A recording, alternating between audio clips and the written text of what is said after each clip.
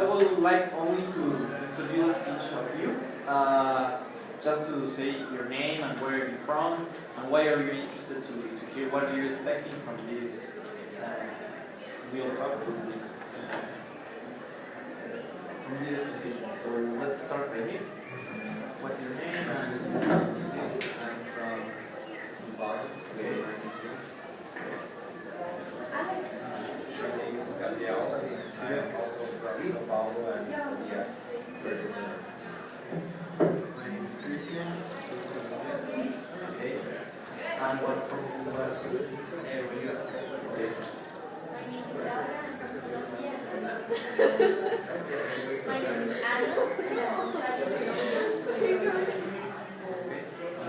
My name is Okay. ¿Pueden hacer silencio? My name is Nicola, I'm American and I'm from the American School of Brazilian. My name is Banu, I'm Turkish, I'm from the American School of Brazil. Thank you. My name is Claudia, I'm from Holland, and I'm also from Brazil. My name is Mary, I'm from Cyprus, and I also My name is Ana, I'm from Venezuela. My school is Asociación Ecuador from Buenos Aires. Okay. Theo, I'm from Brasilia, and my school is ETN, School of the Nations. Okay. Amanda from Brazilian School of the Nations. I'm Jared from California, and I go to school here in Cleveland, Pacto. I am Academia de Paz. Okay. Perfect. So I wanted to start with a. I don't know if this is working, but I wanted to start with a video. Let's see if it works. Good. Okay.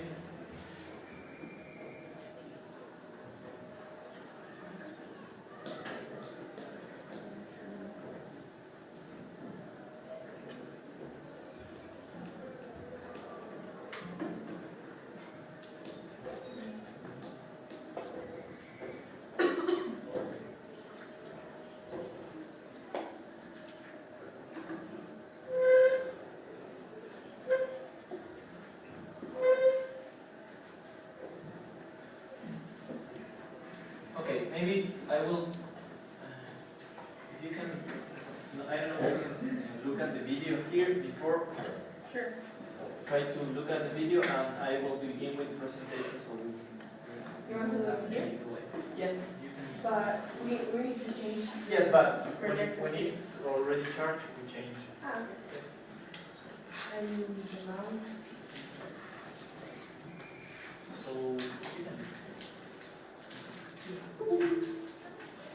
So, okay.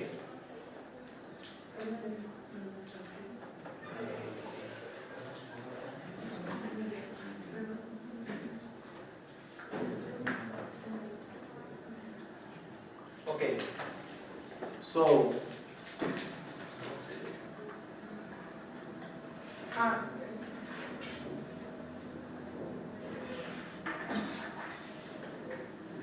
okay, thank you. So, I don't know if any one of you have heard about CSR, corporate social responsibility. Does someone here has an idea or have heard about the Global Compact Initiative? I think you have heard. So, why don't you tell us an idea, a general idea of That's what not how it CSR. works. Okay? So That's not how it works. I think people, it's okay. a student conference. Or They should have an idea. is there any student that have any idea? When we talk about CSR, corporate social responsibility, when you buy a product or you use a service, do you have any idea of how that service, how that product is delivered? No? Do you care about how it's delivered? With which process has followed that product until it's reached your hands and been reached, and you are using that product or that service. So that's much or less what we work on. This is an initiative that works with business, and we care about how products, how services are delivered, and how we promote development with business. Okay. So something important. Sorry that they told me that we were having here someone that used my presentation, but I don't know. That wasn't possible. Anyway, I have a presentation in Spanish, but I'm doing my best with my English. Okay, so first of all, I would say that the first thing that we should start is what is development. Okay, what is sustainable development? I don't know if you have heard sustainable development. When we talk about that, what do you think on what's development and what kind of development is sustainable? So I would like to hear some impressions or ideas around this thing. There's the concept in Spanish, so some persons that that also speak Spanish can guess and can also read. So what's your idea when you think about development and with sustainable development? A procedure that can work by itself. A procedure? That can work by itself. By? Like alone. Okay, by itself. Okay, yes, that it's a long time, that is not. Okay, perfect. Well, we just presented our fish project, and we're talking about sustainable fish. We're taking the same thing in consideration. I think it's like something you can do without harming other things. Okay, Like perfect. developing without harming something else. Any other idea? Judging from From the council? Yeah.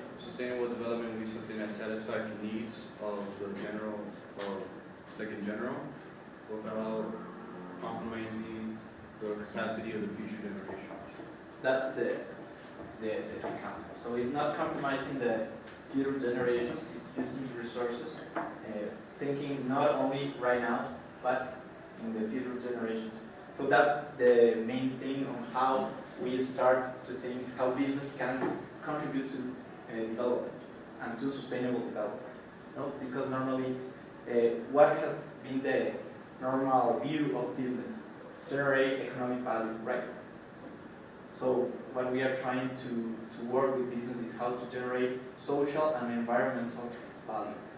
Okay, it's how business can be measured and can perform also social and environmental issues.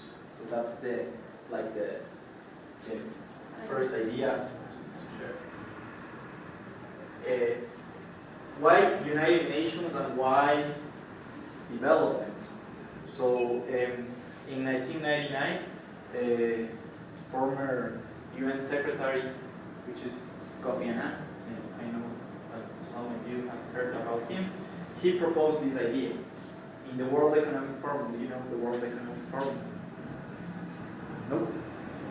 World Economic Forum is in Geneva, and it joins like the most important enterprises in the world. Okay? So it's a forum where you have like, I don't know, the CEO of Unilever or Nike or Coca-Cola, etc.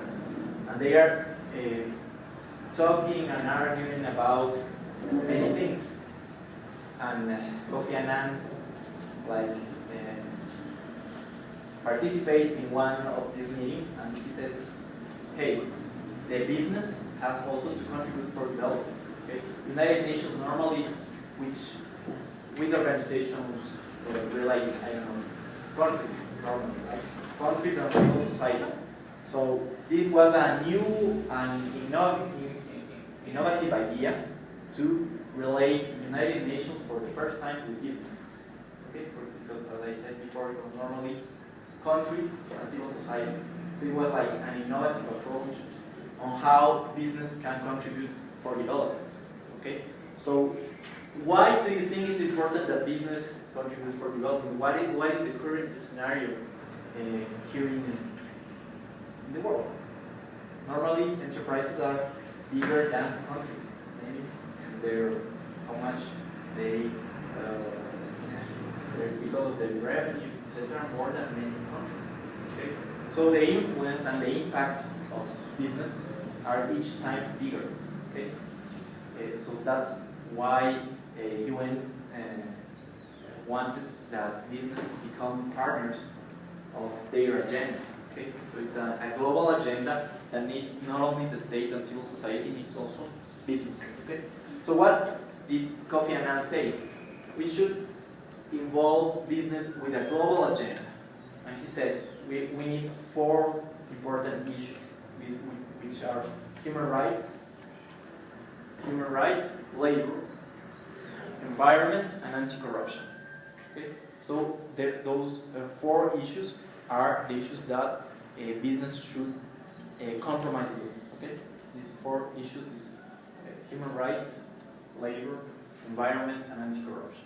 So he proposed 10 principles. These 10 principles in these 4 issues that we are going to see in the next slide.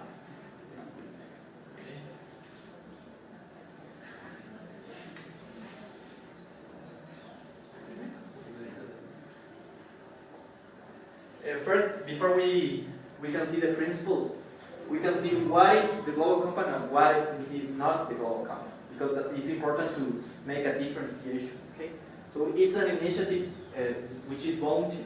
Okay, the business are not obligated to be part of the global compact. If they want to show their commitment with development, they sign a letter. They send a letter to the UN Secretary, and they commit with the 10 global principles, the 10 principles, and they make every year a report which shows the advances of the enterprise implementing those 10 principles. It's basically an initiative which includes values and which include, in this case, the thing of ethics in business. Okay. And it's not a mechanism to judge or to categorize business. Okay? It's a way to which organizations, which business and public organizations works together. Okay? This is a platform. This is a platform where business and other organizations work together. I can give you as example here in Ecuador, the Global Compact Network is working with UNICEF. I don't know if you have heard UNICEF and the labor ministry, okay, with the labor minister, and we are working on a platform to eradicate child labor here in our country. What are we doing? We are working with business. Right now we have 20 enterprises in this network.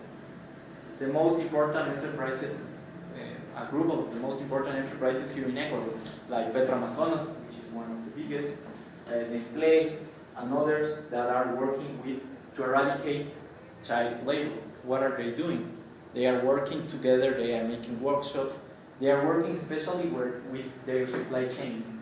That's the weakest part and the hardest part to work. Why? How do you imagine enterprises work with their suppliers? And where are the risks of working with suppliers? Now that we are close to the World Cup, I don't know if you have heard with clothing and also with the soccer balls, the football balls. Who make those balls, those football balls, of many clothes that have child labor? Okay, so there are a lot of brands that have this kind of problem with their supply chain.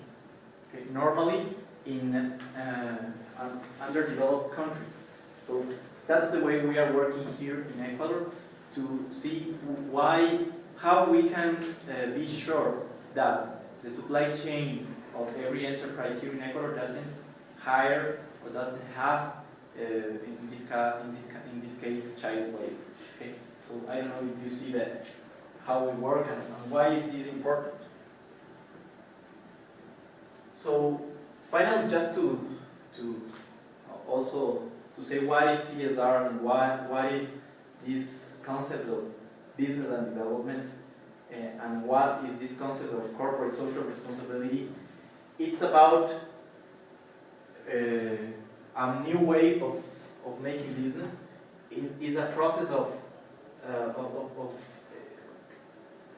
doing better each time, of continuous improvement, and it's also a commitment, public, and that it is permanent. Okay, it's not just saying today I'm going to do things well. It's about a commitment that is in the long term, and it's not about publicity or marketing, and it's not about greenwashing. I don't know if you have known that in the case of McDonald's, one day McDonald's showed that their logo was green, okay? And it was like a way of saying that McDonald's now is green, and now they have like policies and actions that cares about the environment. That was only a strategy of marketing. There was nothing behind it. Okay? So that's the way, that's what I think is important for us as consumers, to always think where our products, our services, how are they delivered, and how we consume every brand that we like to consume. Well, I don't think this is important. It's just like numbers, how many companies are members of the Global Compact. Just really quickly, our constitution in Ecuador, we have a lot of, some articles in our constitution that talks about sustainable development and talks about CSR, corporate social responsibility. And we have like, for example, the Article 66 talks about business that delivers their service with principles of corporate social responsibility. Okay, so that's why also our country is being incentivized to introduce this kind of principles in their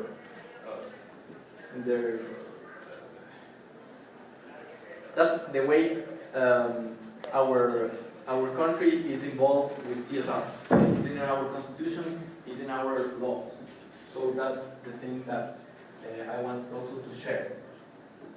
Right now we are 58 organizations. We have enterprises, NGOs, foundations, academia, we have universities, we have business associations, and we have also public entities. Like we have the City of Knowledge. I don't know if you have heard, here in Ecuador, there's a project to build a City of Knowledge, and they are part of our network. It is called Yachay, and it's a project of the government, I think one of the most important projects to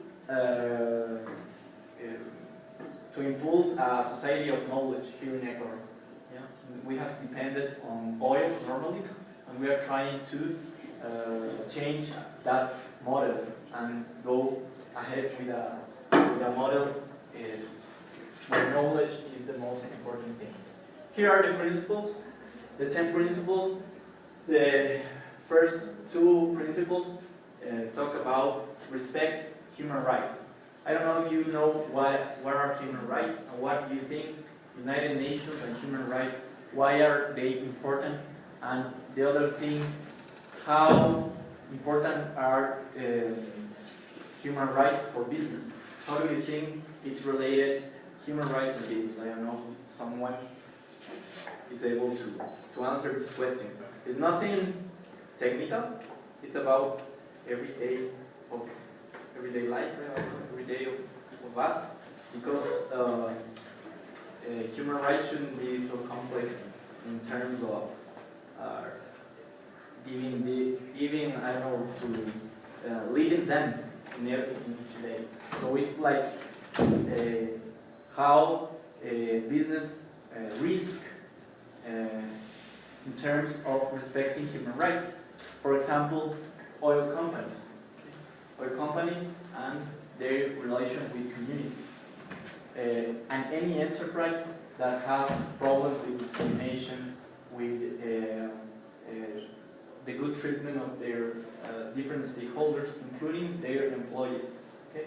So in this case, human rights are an important issue for business, taking account that can be represented as a risk. How much does a company has to pay when they disrespect human rights? Well, it's a lot of money. Okay? So when people ask how expensive is to be responsible, the answer is, I know how expensive is to be irresponsible. Okay? It's a lot of money. Okay? Cases of enterprises that have disrespected human rights has a lot of bills to pay, has a lot of impact in their also in their staff, etc., because of reputation. That thing that is also measured as something important, reputation. And labor, it's related with, in this case, freedom of association, labor, forced labor, child labor, and discrimination. Okay. Right now, we are working in a group with enterprises to avoid discrimination in the enterprise. I don't know if in your country happens a lot, but normally enterprises hire some kind of typical kind of employee. It has some kind of education, race, etc. Here in Ecuador happens a lot.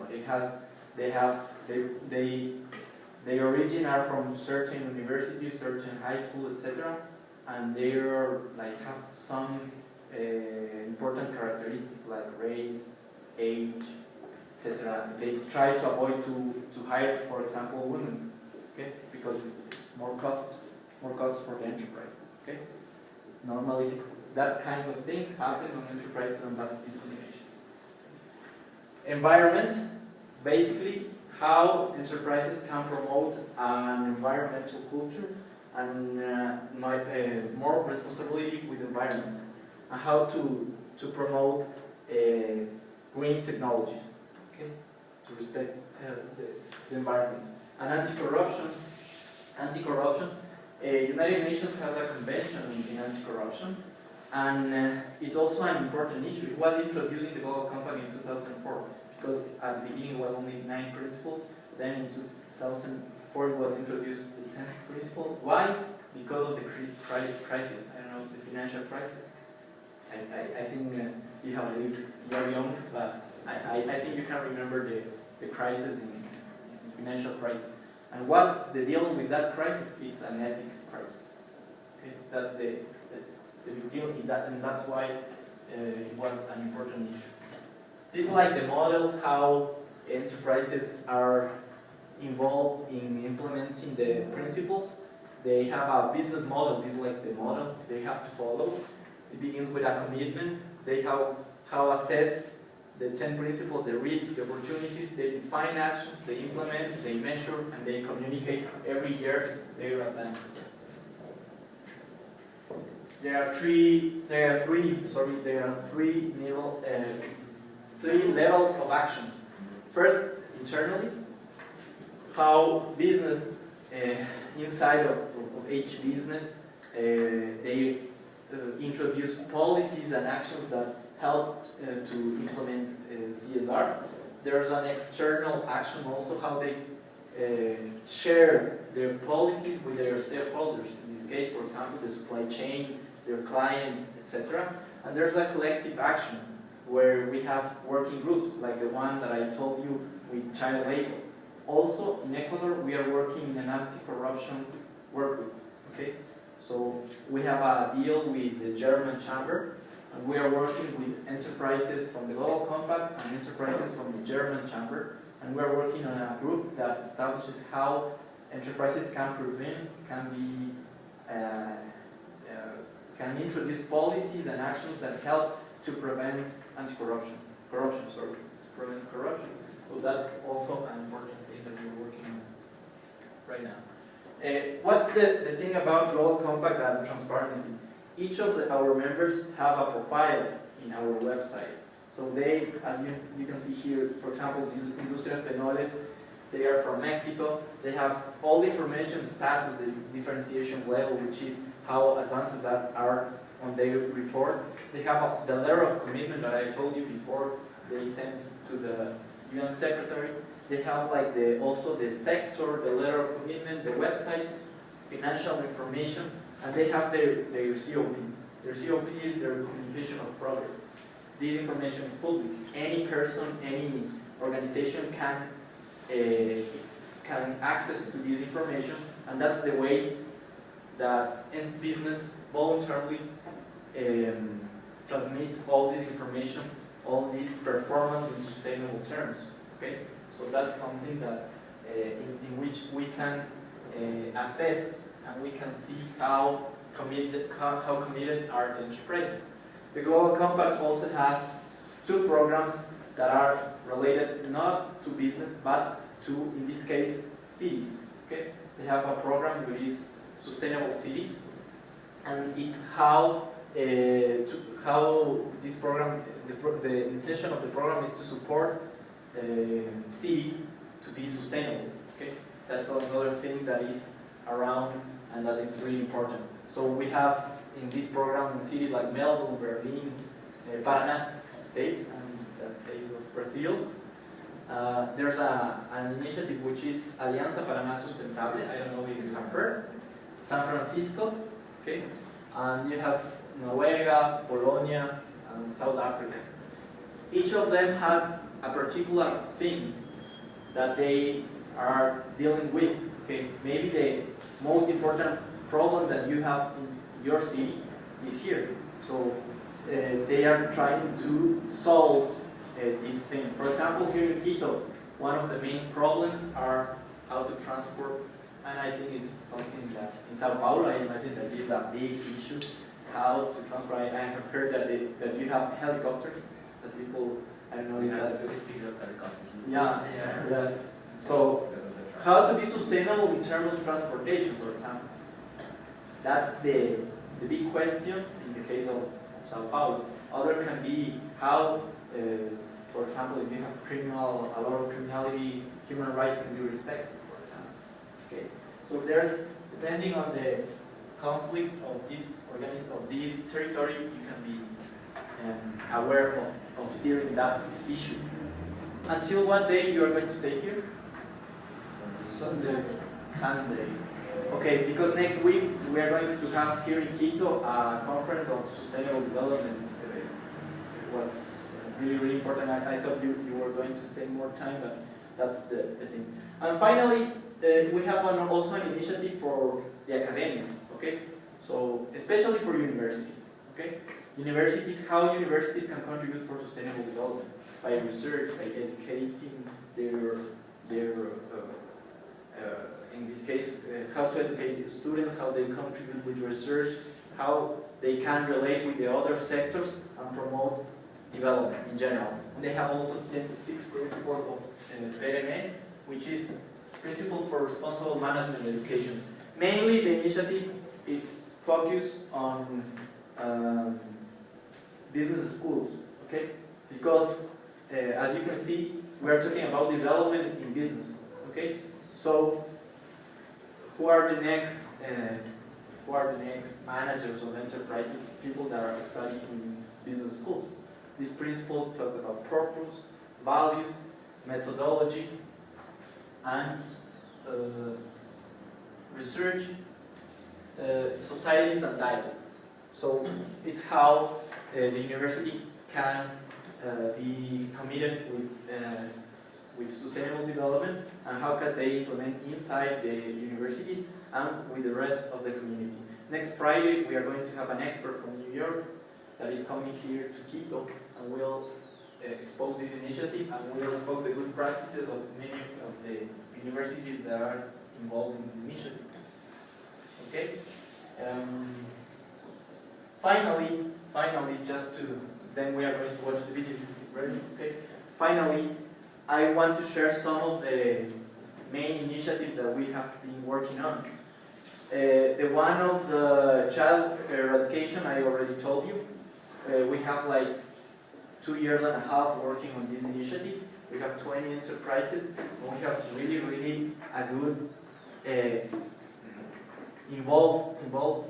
a great involvement of enterprises of the private sector, and also join with the public in a public-private partnership. Then we also delivered here in Quito the last year an event which was the CSR Americas. I don't know if you have heard. It's International Development Bank, right? The International Development Bank. We did this. We were partners of EDB here in Quito, and this is the most important conference in sustainable development involving the business sector. We also have some publications relating development and specific issues. For example, we had here in Ecuador a big issue with violence with women. Okay, a lot of women are subject of violence here in Ecuador, especially in the floriculture sector. So there's a lot of women that are subject of violence by their husbands, etc. So we have we made a research about that, and we published a guide that is helping the floriculture sector to avoid this violence, and how these businesses are involved and are preventing this, because also this impact on the performance of these women that are working in this business. So it's a way of seeing also how social issues impact business. Okay, that's the thing. And then we have also a training with OAS, the Organization of American States, and we have also a workshop with UNDP. I don't know if you have heard what's the most important thing right now. You are interested in United Nations. What's the thing that is now discussing all countries, business, all the society? Is the agenda, no? MDGs. Well, in this case, are the objectives of sustainable development.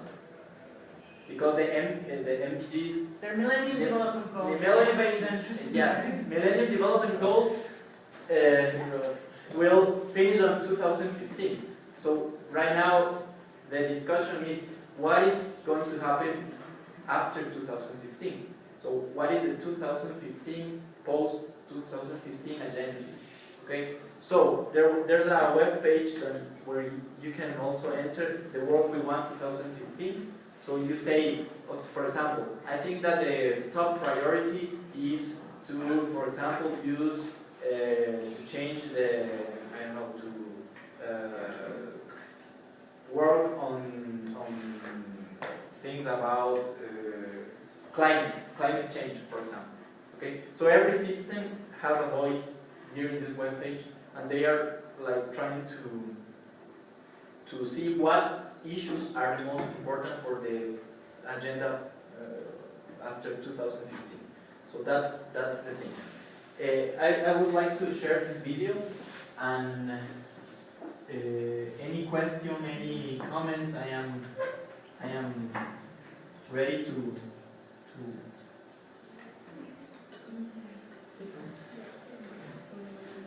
I have a question. Sure. So regarding the Millennium Goals, do you think they are being reached or not? In some, they are like Regarding Ecuador. in Ecuador, yes, yes, we have a very good results in the Millennium Development Goals. In some things, even we are over, we surpassed the goals, but still we have a lot of big differences. Still, these countries we have a lot of differences. So we still have a lot of work to do. There are issues where we are better, and other issues we have to work on. But even that, I know that United Nations the UNDP especially, are working to have all that information updated, because recently we have, they didn't have updated, but they are also working on that. I know that we have a good performance, but still we have a lot to work. And yeah. Maybe this video somehow sum up what we have been talking about, and we hope this video works. But I would like to hear your opinion about it. In 1999, the Exxon Valdez sank off the coast of Alaska, spilling 11 million gallons or 125 Olympic swimming pools worth of crude oil into the water, polluting 1,300 miles of coastline. The disaster, which incurred the world's biggest ever corporate fine of $5 billion, has become a byword in the media for corporate irresponsibility. Since then, business has gone global as never before, with foreign direct investment tripling to more than $1 trillion. But as companies extend their reach, particularly into emerging economies with weaker regulations, the need for responsible business practice is greater than ever before. Despite increasing scrutiny from consumers and NGOs, companies are still regularly accused of human rights abuses, poor working practices, and environmental crimes. In 2000, the United Nations offered a solution to this growing problem, the UN Global Compact, which asked businesses to take direct responsibility for their actions. Participating companies follow the Global Compact's 10 principles, which broadly safeguard human rights, labour standards, the environment, and fight corruption in what could be described as a United Nations of companies. Initially, we started off with a moral core. Increasingly, over the last couple of years, the business case for engagement has become clearer. By acting responsibly, companies can gain the confidence of investors who are increasingly backing businesses that successfully manage their environmental and social impact. It's said that reputation and intangible assets determine up to 70% of the company's market value. Today, Andrew Pacto, the Chief Financial Officer of Enron, like guilty, has admitted his responsibility, his role in the collapse of Enron. When Enron's irregular accounting practices were revealed in 2001, its share price plummeted from more than $90 to less than 50 cents. Enron's tattered reputation eventually bankrupted the company. On the flip side, a good reputation can increase sales. A 2007 report showed that household expenditure on ethical goods and services in the UK had almost doubled in 5 years. Businesses waking up to the fact that the commercial potential of a responsible business can be exploited. Business leaders recognize that being proactive on these issues has a premium and allows them to attract skilled people. They also recognize new opportunities, because if you're better connected on the social agenda, you spot market needs much better. And attitudes do seem to be changing. A 2007 McKinsey survey found that 90% of CEOs said they were doing more now to incorporate environmental, social and political issues into core strategies than they had done 5 years ago. The Global Compact started with 38 companies in 13 countries. Today it has 4,000 members in 120 countries. However, the UN remains undaunted in its ambition to gather more companies under the Global Compact umbrella and to see them working together to tackle issues such as climate change. Progress so far has been significant, but this is only the beginning. Together, we can achieve a new phase of globalization, one that creates inclusive and sustainable markets, builds development, and enhances international cooperation.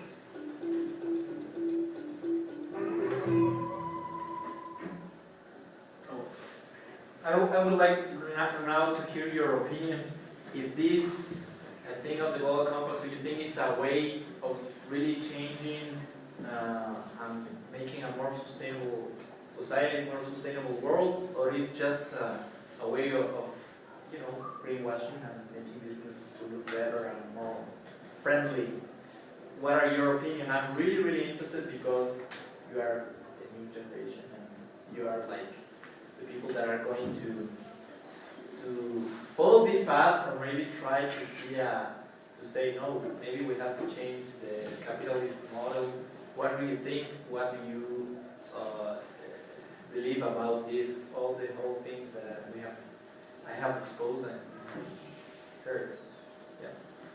Regarding businesses, I happen to I tried to think of how difficult it was, because once a business starts its structure from its roots, and as it grows on, it becomes difficult for them to change how they've structured it and to make these things more, friendly and follow these rules.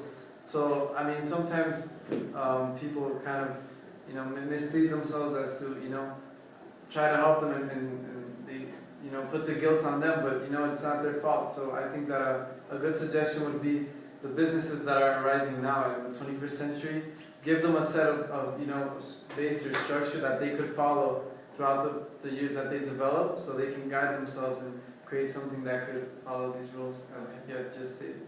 Do you know any business that is in this? No, I personally. Any other opinion? For example, I don't work for Unilever, but I think it's one of the corporations that are really, really taking seriously this thing. And not because they are really good Samaritans, we can say that. Because they believe that's good business, not more than that. Because they have goals of growing goals that they want to reach, and they don't see another way than being sustainable. So they are talking about circular economy, so the waste is zero, and they use everything, and they see that's the only way to do business for the next years. So it's about really, really changing all the way you are doing business. It's not just saying I'm respecting some principles and I am a good citizen, etc. Okay, so the big question is: should we believe on them, or should we change the business model, or should we? What's the path? What's the thing that we should do? And also, just to clarify, my father worked in IDB, he still works in IDB, and when we lived in Argentina, when a lot of Buenos Aires, a lot of companies there asked for loans, they would have to make sure that the loans that they gave, they would have to justify what they were using them for, and if they were violating any regulation or protocol. So then there would be penalties given, and I don't know in depth, but I just remember they had a basis that they had to follow, and I think that's something important to maintain. Yes, that's one way, because there's associated risks, and risks are money. So that's the way. Any other opinion? Any someone that really don't think this is a good way, or that doesn't believe on this initiative? Any opinion is it's okay, no problem. I think that it's very whether the companies that decided to be a part of this are doing it for their reputation or because they actually care for these rules. I think in a way it wouldn't really, as long as they're complying to these rules, I guess it's okay. Okay. As long as they are really, really involved. Yeah. Okay. I mean, if they say, "Oh, I'm a part of this," and then they don't do like anything, then that's not good. But if they do something, and something that could also help would be actually, doing it for the picture or how they make their appearance towards the world. If they could not promote, but kind of put like in the news or something like, this company has done this and that and has improved this, the company would be motivated to do those things. So that could also be something that you guys could do, right? Last question, I don't want to bore you anymore. I just want to know, what do you think we all as society should do around all these problems, these things of sustainable development, and in particular business?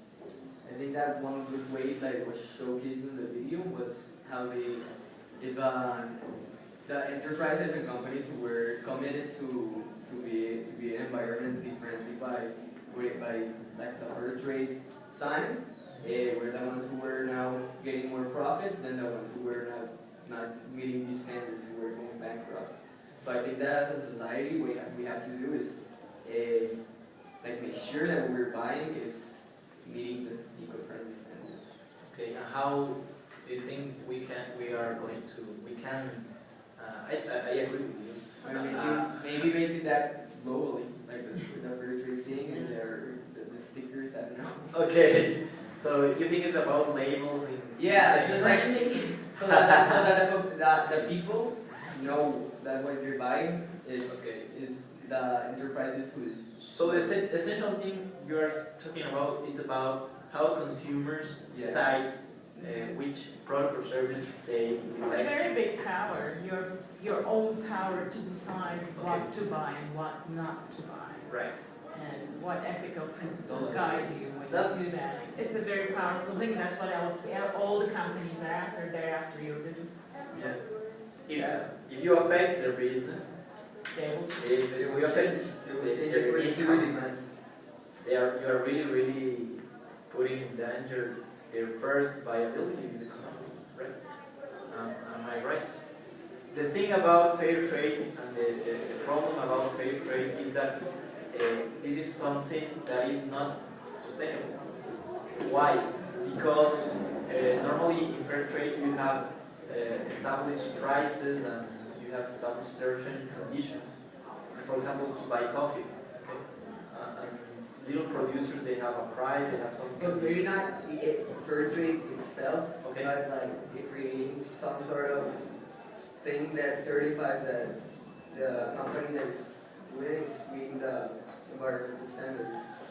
Do you think it should be certified the sustainable performance and sustainable behavior of enterprises? Yeah. Yes. Why? Like, they need to be certified that they're doing it. Like, well, principally for us, that the consumers know that they are doing that. I'm going to do the bad part of I'm going to be the devil right now. British Petroleum, you know, BP right now. BP had all the ISO 20, all the ISO, they have all the certifications. They have all like the model of the trade business. You know what happened in Mexico. And Mexico. Yeah, Mexico. So the certification was. So maybe they do not, even though they are saying we're saying the green image that is beyond that yet. Right. Well, maybe there should be something created that regulates that the standards are being actually met. Okay, I like what you're saying right now because there's emerging a big issue. So sustainable development should be obligated by law. Yeah, by the UN. No, so maybe that there should be created the global pact, the global code. Should be law. Yes, it was. But then what happens? A law is only as effective as the people who believe in it. So you can pass all the laws you want, you can make it mandatory, you can put penalties. But unless the people and the businesses really believe in it and make the appropriate commitment to follow that, the effectiveness of that law will be limited to the penalties that you levy on that. So it might be a short-term solution, but it's definitely not a long-term. But yeah, I'm not saying I do not believe in cell-phone bureaucracy if it's not being applied, but what I'm saying, it has to be a combination of various things. Like for example, there should be like in the global pact something that certifies that. No, something that is making sure that the qualifications are actually being met. And also like what I said, like the population has to be actually aware of what is happening, and that way they can, like what you said, dollar voting, like the process, the choice the consumer has is going to affect because the big thing the companies care, even though they may not care about the environment thing, but they do care about consumers choosing their product. I will just to finish say my opinion. I think that I think it's all about regulation. They proved that a lot of regulation is not necessarily the solution, because a business, when a regulation is not effective, just or any organization doesn't accomplish with this regulation, and that's it. It's going to be, not used and not useful anymore. So it's about a thing of ethics. It's about a thing of ethics and how society can really, really care about all these issues, and how we can really, really continue discussing and seeing the way to implement that. So it's really, really complex. I hope that this was a way to just question how we're living, how we can be more creative with the enterprises. That's our I have a question for you. Yeah, sure. Like, inside, do you really believe the companies actually care about ethics when their wallets are on stake? I don't think that with this, the current model, enterprises cares about ethics. Their first worry is about, that's why I thought I said the first viability is the economy. Okay? But I know some enterprises here in Ecuador which their owners really, really are ethic, and they really, really believe in this. Normally are SMS. When you have a big corporation, it's more hard. It's harder.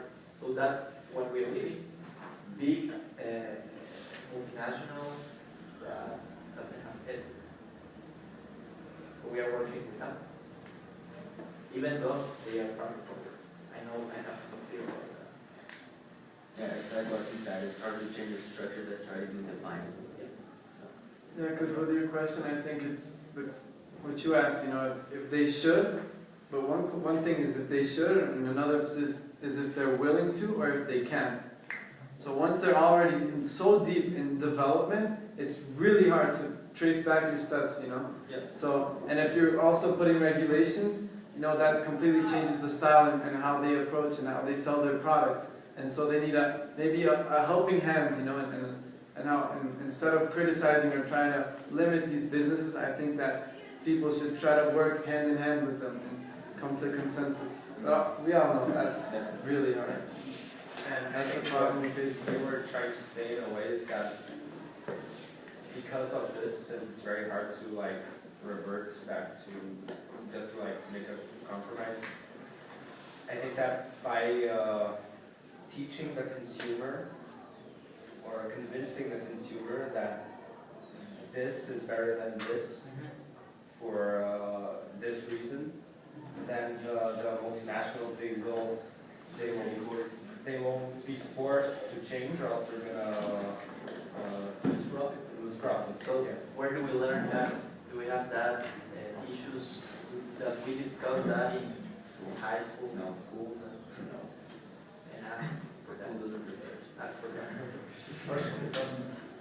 Our school, when we mentioned our presentation, they had fish coming from Vietnam, and a lot of the fish that comes from Vietnam has a lot of issues with chemicals and stuff. So the school, they changed the fish. We're not sure. We think it's because the fish that was coming from Vietnam, it wasn't very sustainable. But so I guess you can say that if you aren't really taking care of what your products are, then there's a lot less chance that you're gonna actually sell the product. Right. So I hope it was. I hope you enjoyed this time, and I really, really enjoyed to talk with you, and have a nice stay here in Quito. Sorry, perdón por interrumpir, pero yo tenía que ir a... Sí, yep. Muchas gracias.